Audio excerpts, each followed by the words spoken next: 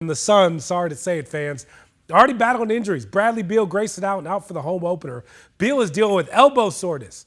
Classy move by the Suns, honoring the great Al McCoy before the game. Coach Mike Budenholzer, the Holbrook native, making his home debut. The young buck, first-round pick Ryan Dunn getting his first start with Beal out. He could shoot it.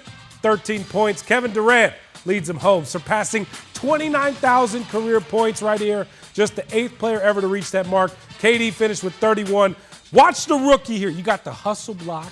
Mavs back on, get the rebound. KD, the hustle defense. Then look at him, book it. All the way down the field, hustle, and one. Suns get it done. They beat the Mavs 114-102. Let's send it out live to the newest member of our team, Jake Garcia, live at the Footprint Center with reaction. Jake, first of all, welcome to the squad. We are fired up for you to join 12 Sports and bringing the Suns a win tonight. Yeah, Cam, I guess I'm the good luck charm. This home opener for the Suns tonight, a milestone moment. You saw the highlights. Kevin Durant reaches 29,000 points. He's just the 8th player ever to get to that mark. I think the lasting image from the game, he had a jumper over Luka Doncic, and on his way back to the other end of the floor, he told Luka he was too small to guard him. On the other end of the longevity spectrum, Ryan Dunn, the rookie, makes his first career start tonight. First time he scores in double digits. This despite the fact that he drew the unenviable task of guarding Luka all throughout the game. He drew rave reviews from his teammates and head coach postgame. Without Brad and without Grayson, it just felt like it was a good opportunity again for Ryan's earned the trust and respect of his teammates, earned the trust and respect of myself, kind of throw him into the fire.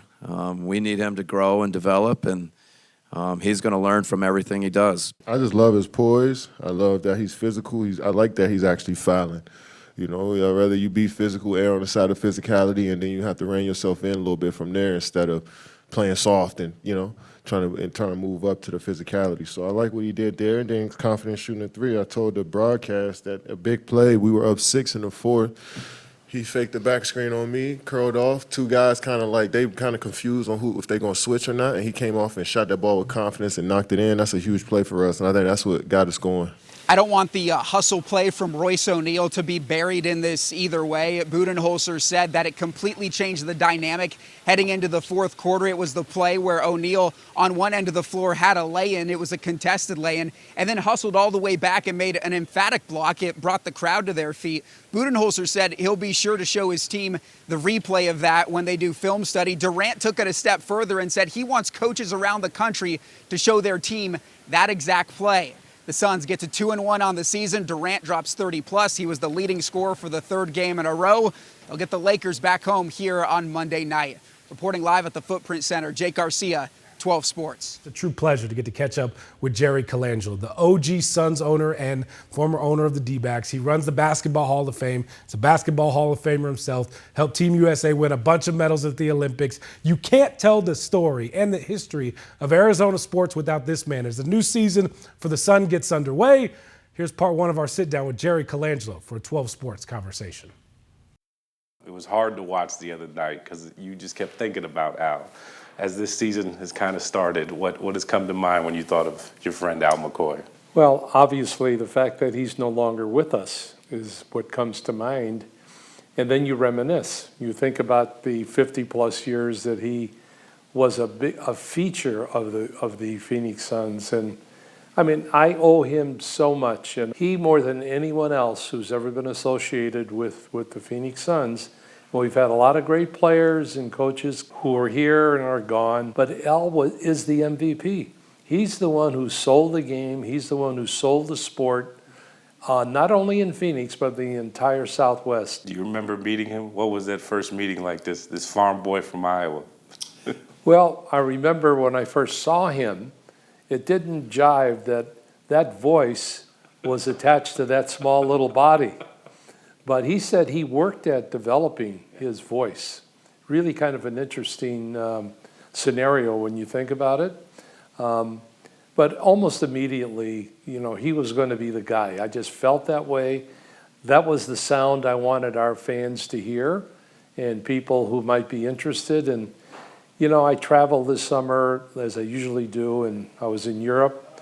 When he passed, I had numbers of people who I bumped into, be it airports or train stations, they all remembered Al. Do you have a favorite Al story over the years? Or I've heard stories about him playing the piano. I've talked to his barber, who I think cuts your hair too as well from time to time. Do you have a favorite story that comes to mind when you think about your 50-plus years of friendship with Al? I rather categorize it this way.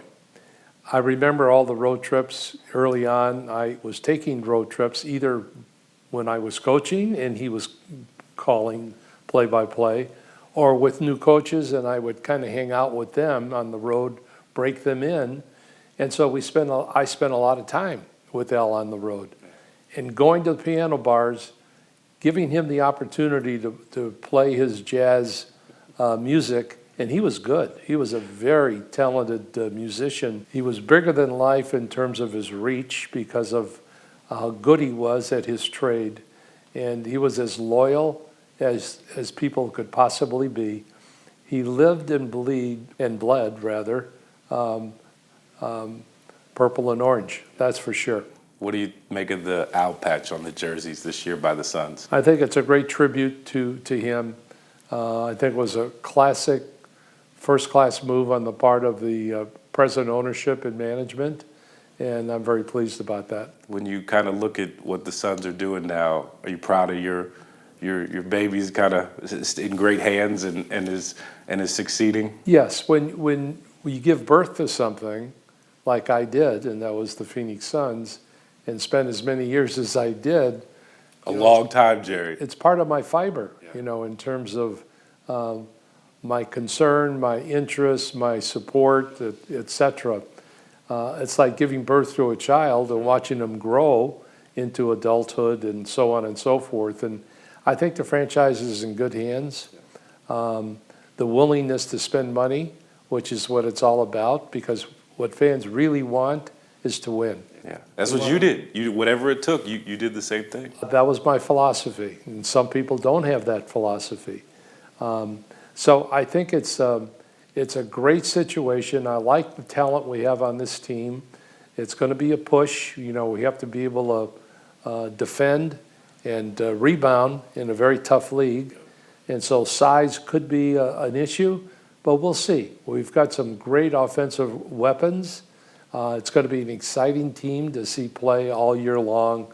So, I'm running out of time. I want to see that championship come sooner rather than later.